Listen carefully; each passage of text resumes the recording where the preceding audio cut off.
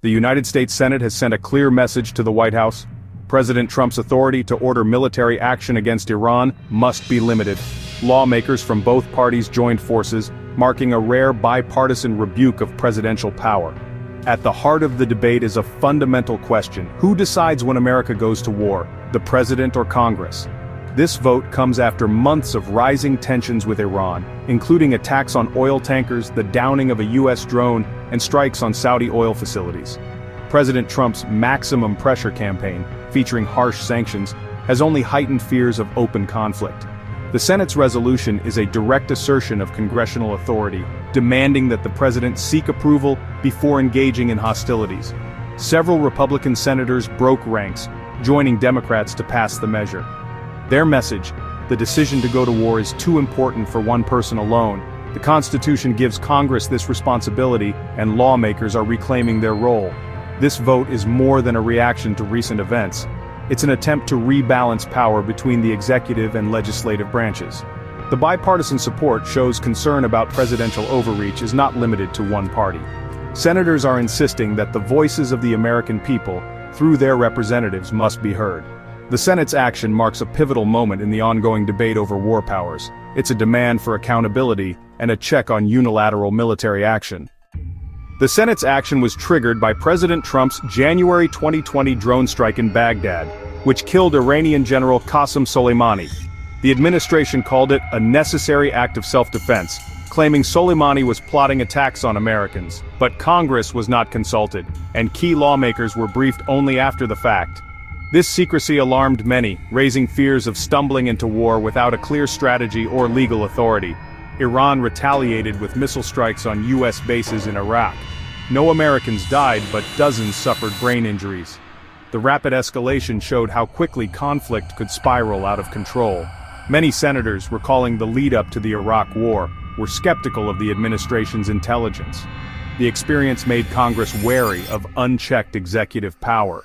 The vote to limit Trump's authority is an effort to prevent another costly, open-ended conflict. Lawmakers are demanding transparency, justification, and shared responsibility for decisions that risk American lives.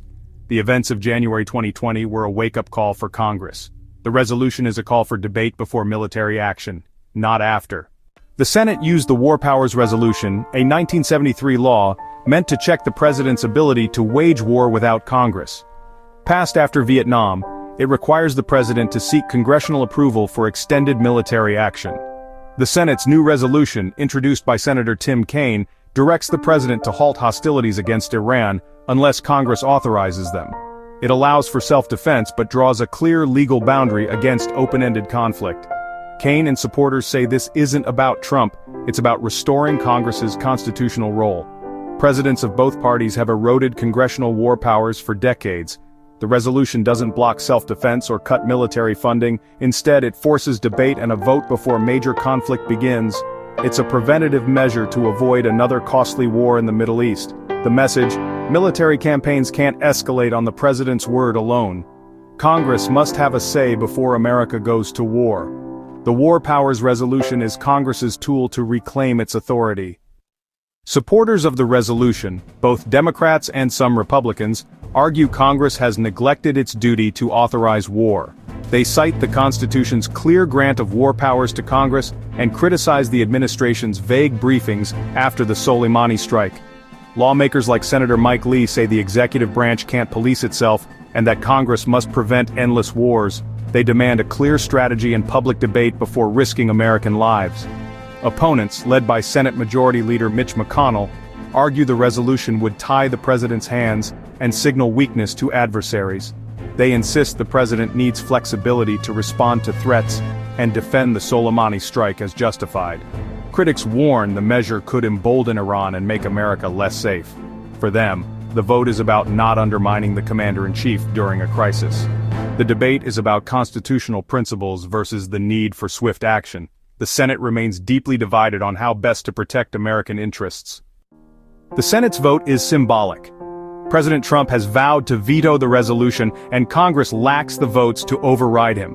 Still, the bipartisan majority sends a strong political message.